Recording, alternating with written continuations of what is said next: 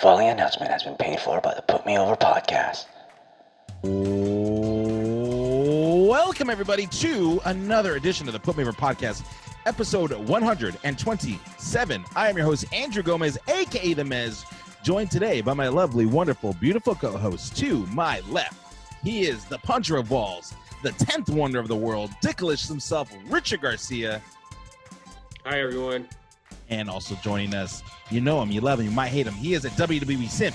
He is the Pinoy powerhouse, the COVID cutie, Byron Pagdalao. What's up, gentlemen? Nice to see you this Monday.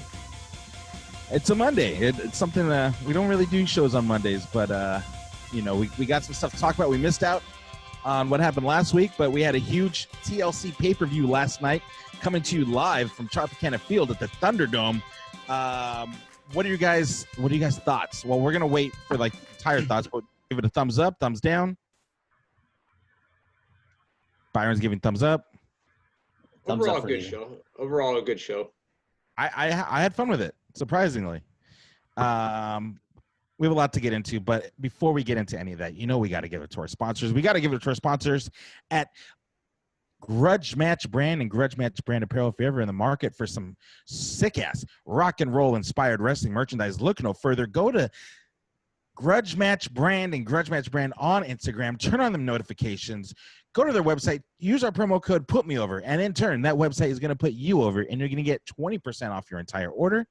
Also, make sure you go to putmeoverpodcast.com or putmeover.com in a couple weeks, because we're redesigning the website.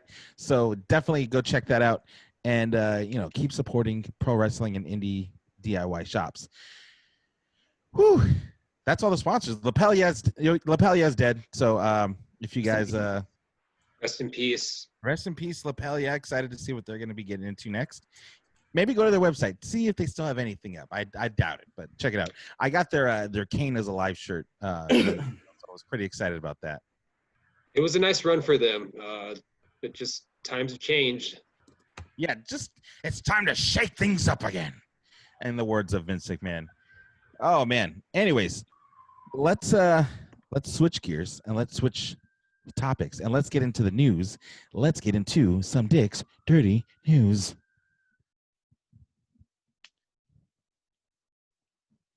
Take it away, Dick. You know, I'm glad you said let's shake things up, and we got to talk about Raw, because I've deliberately made an effort to not watch Raw for the past couple of months, just of how abysmal it's been. I know you guys have watched it, and you know, trying to keep up with it. We gather our thoughts every week to see what you guys think. But Raw's this past week hit a rock bottom, hit a brand new low. Under 1.5 million views. Ooh, that is and the reason why I bring this up is because 2 years ago, if you guys remember when the Authority came out, where it was Vince, Shane, Hunter, and Steph, they came out and they wanted to shake things up. They told us we were the Authority. I remember that. That was a dumbass promo. I didn't like that promo. That was dumb. 2 years ago. Well, we got EC3 and Lacey Evans and who else we got? Exactly. It's been 2 years and nothing's changed. Nothing has changed at all. I mean, no, nothing. I mean, other than a couple faces, you're gonna have to do more than that to say you did something different. I'm sure they'll have to adjust. I mean, hopefully we'll get into it a little bit later, but hopefully the momentum, it's crazy because they've been having really good pay-per-views, and it sucks. Like they gotta use that momentum from each of the pay-per-views to go into the next night, you know? But, you know, I guess there is a saving grace knowing that it's WrestleMania season coming up soon. So hopefully they start ramping shit up. Yeah. It's WrestleMania season every year though. Well, Royal Rumble is going to be next month. Right. We're getting that lined up. Yeah, I don't know. It's still kind of... It's tough. Yeah, especially in this era. You know, I feel like they're saving some things that they don't want to do in front of a crowdless audience. I think so, too. Don't you feel like they're holding back a lot of times? And they're stretching stuff out that they don't need to stretch out. How long But did that yeah, Seth Rollins storyline go? right. And honestly, if there was no pandemic, I don't think Drew would be champion this long, to be honest. But he's Really? making the best of it. Yeah. I don't think it would've- would matter. I don't think it would matter if the pandemic happened or not with Drew. It's really more so. I mean, and you could blame the pandemic for so much, but these are underlying problems that have been around for years. You know, we're looking at, like, I mean, 3 hours of Raw a week. That's a lot. You know, you have to write 3 hours of television, one show. That's just one show, not even including SmackDown.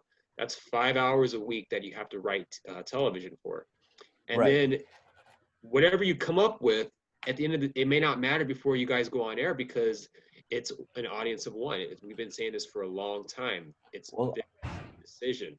I think a lot of it, I think the Masked Man brought it up, Kaz and what's the Masked Man's name again? Oh, Shoemaker. Well, whatever, they're talking about how right now a lot of the issues that WWE is having, it's really because they have so many the roster is so good. And I think they should really kind of take a cue off SmackDown, and almost have, like, remember back in the day when Stone Cold and like The Rock, they were so pushed well because they had to, right? There was no other options. You didn't have a roster of a million sick ass wrestlers like they do now, right? Because if you start listing the names of wrestlers that WWE has, is hard. And I think SmackDown is doing a way better job. Instead of trying to get everybody involved, they're really focusing on people, like good stories on SmackDown, right? Like with Sami Zayn and Big E, and you have, of course, the Roman is the greatest thing in wrestling right now. So I think they're doing a really good job of focusing their attention on like A storylines versus coming up with 75 B storylines. And I think that's what Raw has. They have an abundance of talent, and it's really, I think that's the hardest thing to manage is, imagine coaching a team of all the all-stars. You know how hard that is? That's a harder challenge than having a team with one all-star, to be honest. I agree. And they've never had this much talent ever in the history of the company. In-ring talent has never been like this throughout its history. It's insane how good it is. It doesn't mean anything if you don't know what to do with it. It means absolutely nothing. And I think I think Raw needs, I don't know who's in charge of Raw, but I think they just need more management versus over management, like just trying to figure it out. It's Bruce Pritchard's overseeing both shows, but really at the end of the day, it's Vince McMahon. It's his call. Whatever he wants to do, he's going to decide to do it. And especially when you're hearing reports of him changing the script at the last minute for whatever reason, it just causes a lot of confusion, and it drops morale, really, not only with the wrestlers but also with the staff, with the writing staff, with the agents. It's just it's all like it causes chaos basically. And this leads to the question, like, what do you do? Like, I mean, we could come up with so many ideas, but really, should it really be one person stepping down at the end of the day? Do you think Vince is that out of touch? Should he step down? That's really the question. Because he's doing a great job on SmackDown. So, like, it's not is a he matter. Really? Yeah, I think he's doing a fantastic job, to be honest. Like, SmackDown is actually must-see TV right now, in my opinion. I think it's a really good show. It has. There's been weeks. Yeah, but I mean, not every week is gonna hit. It's really hard to, especially for them being around so long. It's. I think it's because us three came back from an area when we were spoiled every week because the main stars were always going to be the main stars from week to week. You knew you were going to get, and people complain about how like a lot of shit's repetitive, but if you think about it, those Stone Cold days, every week was the fucking same. Like he comes to save the day somehow, and like it was pretty repetitive. So I think in a sense we're spoiled, and we can't have as much as we want. Not every week is going to hit. I think people are saying it's repetitive because we get a lot of the same matches every week. It's not like that doesn't help. You have all these guys that literally will just run the same match week in, week out. That's something that I'm not a fan of. But then, like you said, there's just, it's an embarrassment of riches what they have it's insane, as far as like their talent pool goes. And a lot of that is them hoarding talent, not letting them go, and not. I understand not everyone can be main eventers. They can be main eventers, but not main eventers. And that just sucks. But if you give someone just a little something that they can work with. Let them put in their creative spin on it. You can get someone over, and that's the problem with what they're doing. No one is over in WWE, especially the baby faces. The baby faces are all jabronis in my eyes. They don't do them any favors. They always look stupid, and the bad guys. There's like 2 bad guys. I don't know what they're doing anymore. Well, there's a couple. Yeah, well, I guess we can debate on who's getting used well, but I think there are a lot of good faces that are starting. They're starting to build. And the obvious one is Big E, because they're subtly pushing him in a picture. You could see that, that whole talking smack with Paul Heyman. You could see that little subtle push. Like, they're trying to ingrain you. And they're not going to rush him to that main event yet. But I think obviously he's going to be. Nor should they. Of course, I think it's perfect where he's at. No one watches Smack though. I know it's the sad part. That should be like, well, other than marks like us, who'll pick it up because we like to know the backstage stuff. But you look at SmackDown, like who are the top baby faces? Well, let's give it up. We'll talk about it when TLC review. But Kevin Owens, holy shit, he's had a good 3 weeks and. Like, I guess we'll go into details about the match later, but man, what a performance from everybody in that match. He did well. I mean, I'll give him that. But I mean, like, you look at besides Kevin Owens, I mean, you need to have people for Roman. And what's the question with Roman? Is he gonna hold the belt until WrestleMania? I think he's gonna hold it after WrestleMania. To tell you the truth, I mean, I guess we'll talk. We'll talk about that after that match. I think that's a good topic. Especially if it's the rumor match with him and Goldberg, because we're hearing rumors about him and Goldberg, having it again this year. I'm all about that. I'm not a fan of at this point. I say really just let them do it. It's in their head that they need to get this match done. Just let them do it. Get out of the way so we can move on to something a little more. Yeah, I'll tell you guys why after that we talk about the Roman match. I think that needs to happen. To be honest, 100% needs to happen. Okay, well, let's go on. We can on. save that. Yeah, we'll save that for later. Anything else? Did anything from the week? Like, are we do we still have more news? Oh yeah. We could talk about a new Rhodes coming along into the world. Little Dusty announced on AEW Dynamite that Brandy and Cody are expecting a baby. There's like a baby boom going on in the wrestling world. Becky and Beth just had a kid, and now you have Renee and John Moxley. Then you have your Daniel Bryans of the world having babies. And now Cody Rhodes extending the Rhodes family. Does Dustin have any kids? Dustin's had a daughter for a year, like a Dakota, if that's what you're talking about. Oh, okay, yeah, I remember that. She's been around since WWE days, right? She's been around for a minute. She's got to be I think she's got to be close to her 30s, if I want to say. Oh yeah, I remember her. Okay. Is that Marlena's kid too? Yes. Okay. Crazy, but yeah, it's crazy. Good for Dustin. This is what's his name? Cody's first. Yeah. Yeah. Wow. For both of them. How much younger is Cody than Dustin? Cody's 35, Dustin's 50 plus, so there's quite an age gap. Damn, Dusty spread that seed. What? Yeah, you got to keep in mind they're not full siblings. They're half siblings. Oh shit! So 2 baby mamas? Yeah. Damn. Dusty Rhodes, loving all the ladies, baby. Yeah, he spread his seed. Spreading my feed. Oh, that's crazy. Which one's Sapphire's? Which one's Sapphire's kid? I don't know. That's nuts. So congratulations to the Rhodes family. You have a mom like Brandy and you have a dad like Cody. That's going to be one handsome kid, whatever. Yeah. It is. One handsome Republican coming up. What else we got, Dick? I got nothing else. Good. Nobody died. Oh, Kevin Green died, right? Yeah. I mean, it was just announced earlier today. He was 56, I want to say, when he. Damn, that's young. Still young. Still young though. Like, still young dude. For those that don't know, Kevin Green, he did appear quite a bit throughout the 90s in both WWE and WCW.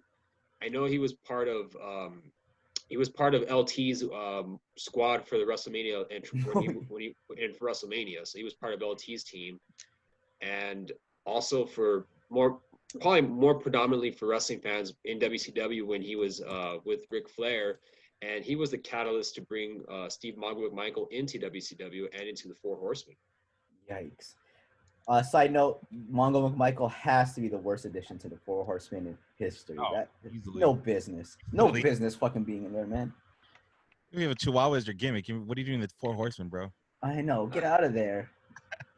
I mean, you could go with him or, Paul Roma or Sid. At least they were wrestlers. Mongo wasn't a wrestler, but just Right. It's your guys' call. At the I end of the forgot day. about Paul Roma and the Horsemen. Yeah, He was a there good fit. He was a good fit, I thought. He made sense because he was like kind of pretty. He had the look, but I don't think the rest of the it factor I don't think was compatible with the Horsemen. He wasn't like a wrestler's wrestler like the rest. Yeah. That's crazy. He was pretty though. Rest in peace, Kevin Green. Also, we didn't talk about it last week. R.I.P. Debo, aka Zeus, aka Tiny Lister, Tiny Zeus Lister. Yes, he passed away last week. We didn't get to talk about that, so that's a pretty big one. A lot of people know him as Debo, but us in the wrestling world, we know him as Zeus. Right. Not over the top. Not Ready to Rumble. No holds barred. No holds barred. Yeah. So I mean, sad week. We lost a couple good brothers. Let's just move on. Let's get into what we thought about TLC last night. Overall, I thought the card was pretty strong. Looking at on paper, even I was like, okay, this is something I could sink my teeth into.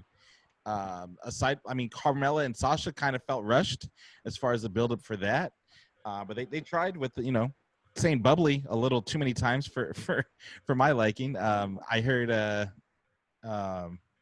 The Miz say he was Le Champion, which I was like, are you guys watching Jericho's promos on AEW or what? He probably is. Did he really say that? You want to know why Raw sucked last week? Because they had him reading a book in the beginning segment, which makes me want to change his channel. Wow. Yeah, Vince, he likes his like bedtime stories. Remember when Roman read the Jack and the Beanstalk story? Oh, Jack and Roman. Oh man, that was one of the worst promos. It's one of the things that they do whenever Vince wants to hear a story. So Miz read the Nightmare for TLC, and he said something, and then he had to rhyme it with on, and he rhymed it with champion. But anyways, Let's get back to the card. What did you guys think of the show? I thought the show was great. The way it ended was amazing. But we can go down the list. Drew McIntyre and AJ Styles. I could have went 6 for 6 in this. I guessed every match right in my head. I just didn't tell anybody about it. But I mean, it was kind of a whatever match. Do we have the Money in the Bank, Mr. Money in the Bank? Is he no more? I guess we'll find out on Raw, but I thought it was not official. I didn't think anything of it. I thought it was just like one of those failed cash-ins. Well, they made the announcement, and Miz was in the match. They did announce it to be a triple threat TLC match, but no bell was rung. I mean, if you're the Miz, wouldn't you wait till after the match till the? Right. I mean, Seth Rollins didn't wait till the end of the match to cash in at WrestleMania. He made it a triple threat match, and but Seth Rollins that was one of the greatest cash-ins of all time, and if not the greatest cash-in. But the Miz overall, I'll go for it. I'm done. But yeah, like I thought the match was great.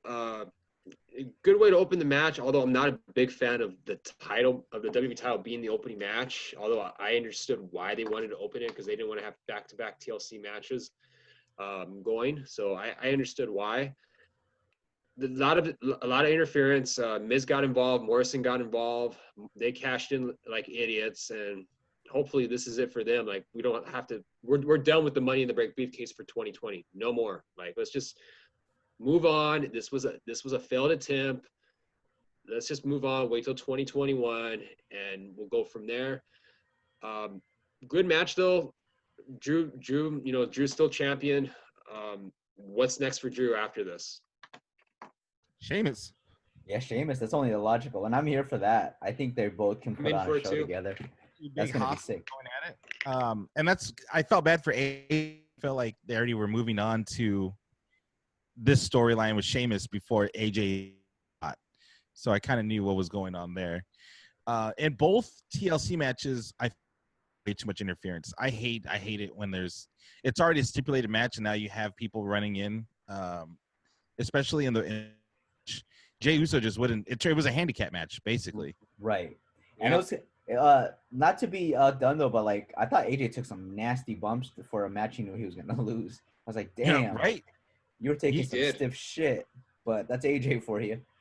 Like I know AJ's, he's in a championship match. Obviously, it's a good spot to be in, but kind of thought I felt like AJ's really, not been used the way AJ should be used. Like if you're gonna be mad at Kenny Omega being a tag champion, I think AJ not being around and then all of a sudden being put into a championship match. I don't know. I don't like the way they're using AJ Styles right now.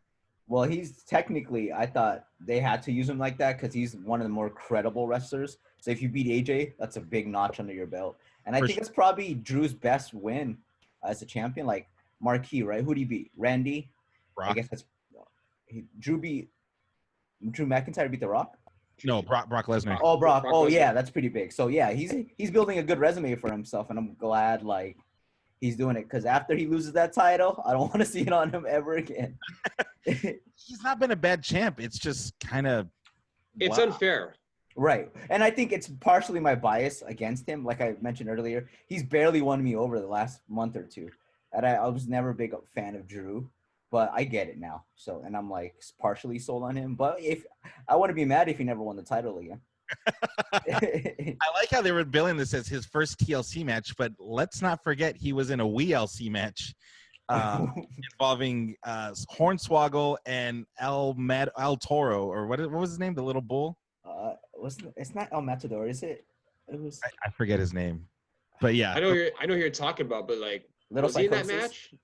Was it 3MB versus the Los Matadores? There you go. Yeah. I forgot about that match. I guess technically he wasn't in the match, but they played a big part in that match. El Torito, that's his name. El Torito. There you go. Yeah. But yeah, I also didn't get the Miz. Why did the Miz want AJ Styles to win this match so bad?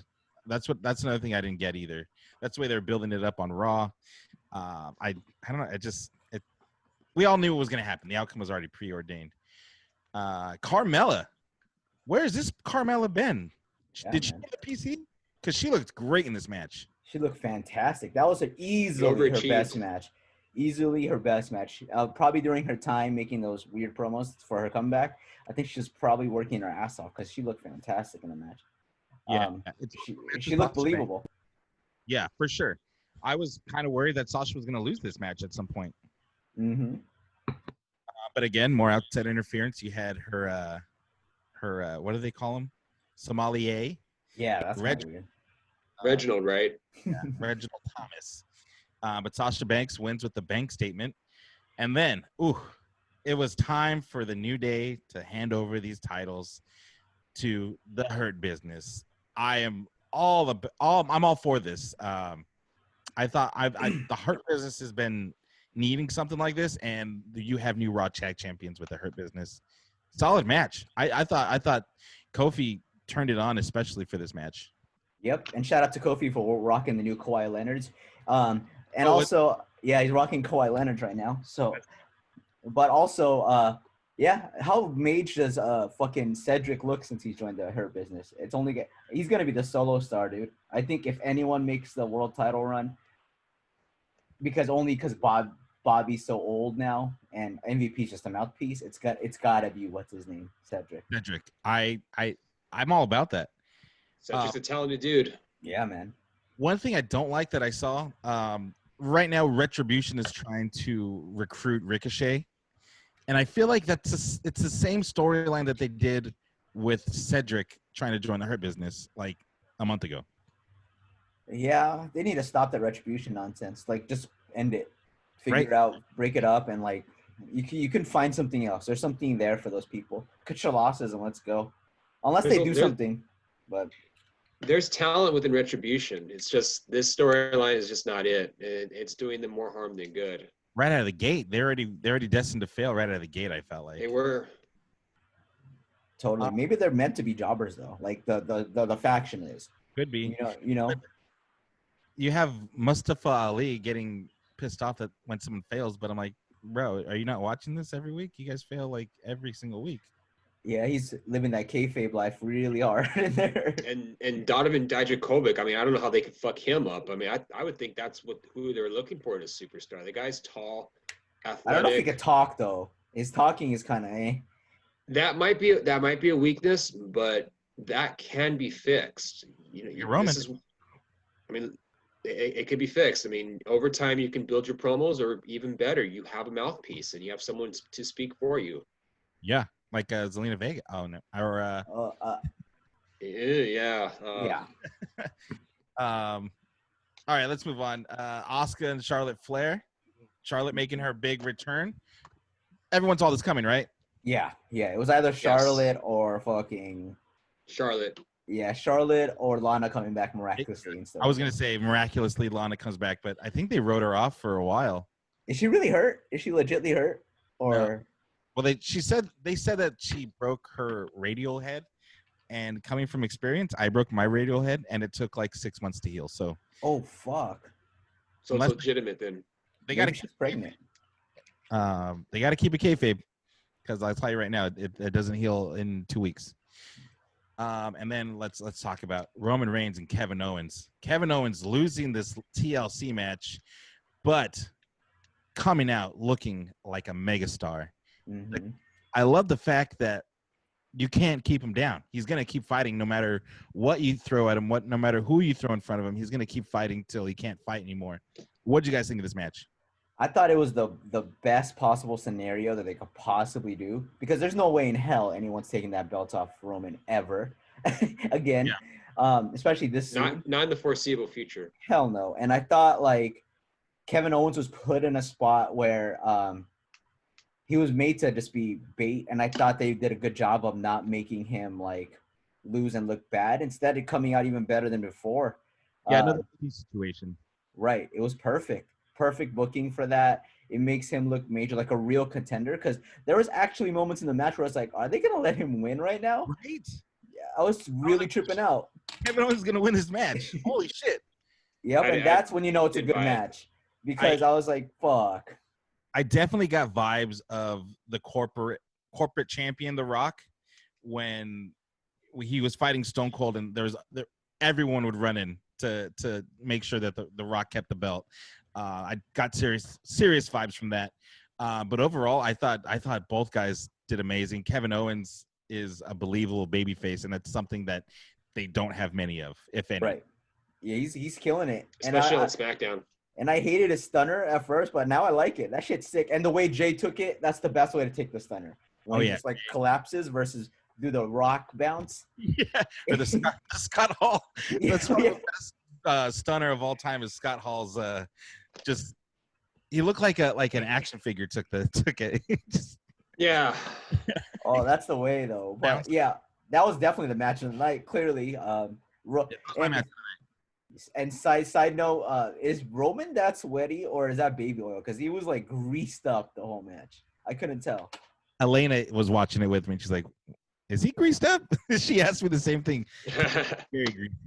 Yeah, I was like, "Damn, what the fuck?" He probably has like baby oil in his hair, then it falls to his body as the match goes on. Who knows? Yeah, made his Could be. pecs pop. Yeah, those abs started coming out even harder. And then, okay, so you have your 2 championship matches already done. I was like, wait, they're really going to put Randy Orton and The Fiend last? They put in the main event Randy Orton and The Fiend in a Firefly Inferno match.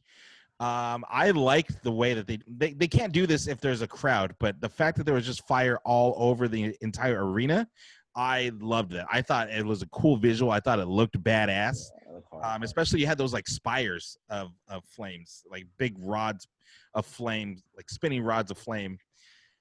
This match left me very, uneasy. I knew it was pre-taped. I knew that they pulled some magic and TV editing, but the visual that ended this match, oh my God.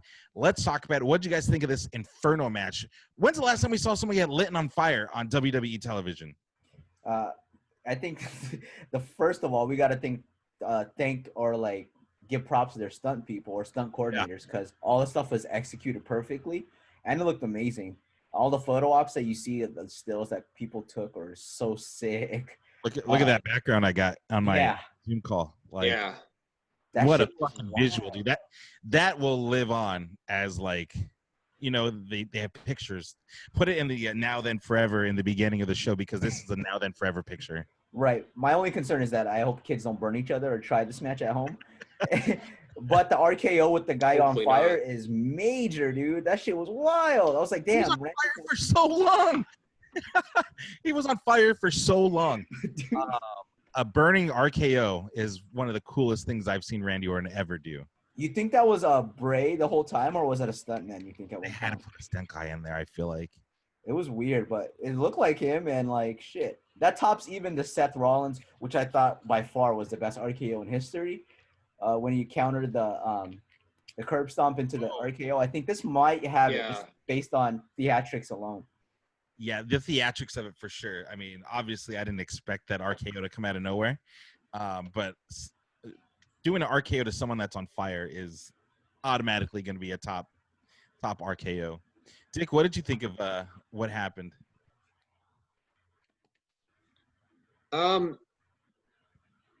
I was surprised by it. It was good. It was it exceeded my expectations. I didn't know what to expect for this match. I figured they had to do something along the lines of a cinematic type match, or at least pre-recorded, because there was just no way they were going to do a regular wrestling match. I would have thought the Fiend would have won because given the fact that he survived survived being on flames, but I was surprised that Orton won. I don't know what they're going to go with this storyline. Is it going to continue? Is this the end? I don't know. The Fiend dead. Is he dead? Kane Fiend. I feel like that's where you got to go, right? You got to have him back like Kane. I don't know. Like, where do you go from here? Like, because I guess we'll see. We'll see. This man was literally. It wasn't just set on fire and won the match. He was literally in a blaze, like he was being cremated, basically. Right. It's I don't know what they do. He was dead because that visual of the Fiend just laying there like Darth Vader getting burned when Luke sets him on fire in Return of the Jedi. Spoilers. That person looked dead. Yeah. But we'll see what they do with that makes me want to watch Raw tonight. Because I need to see what happened to the Fiend. And if they don't address it at all, I'm gonna be very upset. Yeah, I mean we'll see what happens. Also, I knew the Fiend was once they said this was an Inferno match, and once I saw that the stipulation was you got to set their opponent on fire, I knew Randy Orton was going to win this match, even though he was wearing a sweater. You know, I was like, okay, that could catch on fire, but normally Randy's just out there in underwear. So I was like, how are they going to light Randy on fire? So that kind of kept me guessing that he wasn't in full gear. So we're going to give this TLC a thumbs up, right? Yeah, it's probably, again, I think they've been really killing it on the pay-per-views. I agree. Their weekly shows, garbage, but they've been delivering on the weekly shows. Anything happen on AEW or NXT? Because we're running out of time here. I guess we could just have our best takeaways. I do love the direction of Big E and Sammy. I think they're gonna have a golden feud. This is gonna be Big E's like, I'm back. Like I'm a legit face. I'm a legit player in this game. So I'm really happy for that. I agree. I think that the Sammy Awards were amazing. The fact that it was just it looked like a Sami Zayn action figure painted gold on top of like a black painted can of soup. It was awesome. I'll give him that. That was pretty funny. But yeah, I'm excited because this is going to be hopefully Big E's coming out party, and who better to work with than Sami Zayn? Sami Zayn's the best. Absolutely. I am looking for, as far as AEW goes, it was another AEW show, which it's great, but I feel like not a lot happened. I will say I'm excited for what they have going on for the New Year's Bash. What's it called? They are gonna have a title match with Kenny Omega and Phoenix, which we've seen these guys work together before. It's gonna be awesome. I'm looking forward to that match. Nothing crazy happened in AEW this week. Is that on New Year's Eve or New Year's Day? They're doing it in two weeks, so it's the week, I guess. It's not going to be New Year's Day itself because the 29th is New Year's. Oh, I'm sorry, the 28th. What day is New Year's Eve? I mean, New Year's Eve is on Thursday. The 30th is going to be next Wednesday. Yeah. Oh, okay. And then, so it's gonna be two parts. 30th and the 6th are gonna be the New Year's Bash thing, and then you have New Year's Evil on NXT. NXT was another show that not really anything happened, but we're building up for next week's show. So Wednesday Night Wars are still gonna go strong. Real quick, I think the two main event matches they had on NXT were fantastic television, though. What were the Kyle O'Reilly against Dunn, which was obviously a ridiculous TV match. Great match. And then the female contender match was super mage between Ass Storm and Dia. Bro. Bro. Oh, Tony Storm and Rhea Ripley, that was a great match too. Yeah, fantastic. Yeah. Muy fantástico. But that was a number one contendership match, right? Between Dunn and KO, right? Yeah. And KO won, right? Yep. They're running it back for New Year's Evil. I love Kyle O'Reilly, but I was a little bit more excited for Pete Dunne and Finn Balor. I wonder if they actually strap him, like give O'Reilly the strap. I wonder. I don't know, because he's kind of been built as an underling for Undisputed Era this whole time. Right, but it can create like a feud amongst them, which would be kind of tight to go. Yeah, Adam Cole, like, who was it? Oh, when Austin, when he started, remember when Stone Cold went heel, and he started picking off members of his own team because he didn't trust anybody. I forget, but it is something like that. Wasn't there another feud like that too? Horseman at some point must have had something like that. It could be similar to when Orton won the world title, and then the next day Evolution turned on him. Right, exactly like that. So it could be that. I don't know, because like, I mean, if you look at the long-term picture, because you look at Karrion Kross, he's back in the picture now. Right. He's back sooner than I thought. I thought he was gonna be gone for a little bit longer, but steroids. It's only a matter of time before they put the belt back on him. It's like I don't see either one. Like, I don't see Finn Balor being champion much longer, and if KO does win, I don't see him being champion much longer either. You got Mr. Cross in the picture now, so we'll see how that turns out. I mean, it looks like they're going to put Karrion Kross and Damian Priest in the program, which sign me up for. I'm all for that. That's announced for New Year's Evil. Yeah, so we'll see if anything happens there. If Kyle O'Reilly wins, he's going to be a transitional champ, which I don't want to see. I hate to say that. Yeah. Finn Balor should go against Karrion Kross, I think. Just to save, so Kyle doesn't have to be the sacrificial lamb, because Finn could take a loss. Finn could take a loss, and we'd still be okay with it, you know. Yeah. And they could both put on an excellent match for Karrion Kross. They could both work well with them. For sure.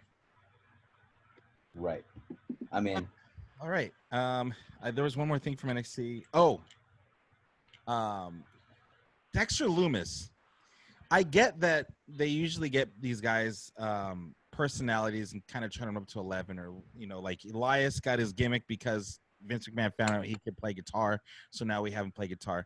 Does Dexter Lumis need to be doing art during the show to like make me interested in him at all? I guess. You guess? Like, I don't get what they're doing with him, but he's not built for NXT. It's not his forte. He's definitely a main roster guy. Just looking at him. I think Vince is gonna even know what to do with him on the main roster, though. Yeah, he like a bootleg Guile and shit. I don't know, man. Yeah, I don't know. That's the one thing I that didn't really sit well with me from NXT that I remembered. But yeah, I think that's our show, guys. How you guys feeling about it? Anything we missed? Before we go, I guess shout out to The Mandalorian for having the greatest season finale. That was a very wrestling finish, I thought. So. Oh yeah, they popped the crowd for sure. Yeah. That was awesome. I've gone back and watched it because it's so good. Yep. No spoilers, because I'm sure not everybody's seen it yet. So, but still, one of the greatest finishes in a while. Dick, you got anything? No, I got nothing. All right, we'll be back, guys. We're still working on our retro reviews. That's pretty much ready to shoot. We just got to figure out how we're going to do that, and also we got some other things coming down the pipeline. 2021 is going to be very exciting. We have one more show before the end of the world of 2020. Yeah, we're going to record. We'll record another show this weekend, but we wanted to make sure we touch back on last week and the pay-per-view from last night. So, with that being said, make sure you download you tell your friends, you tell your neighbors, you tell everybody you know that you listen to the Put Me Over podcast, and they should also be listening to this too, because we are the new world order of podcasting, and we will see you next time. That's a good shot, guys. Yeah, 40 minutes. Perfect. Yeah. All right, guys. I'll see you. I got to do a bunch of shit. Yeah, same. Later, guys. Good to see you guys. Take care. Stay safe. Yeah, you too, man. Later.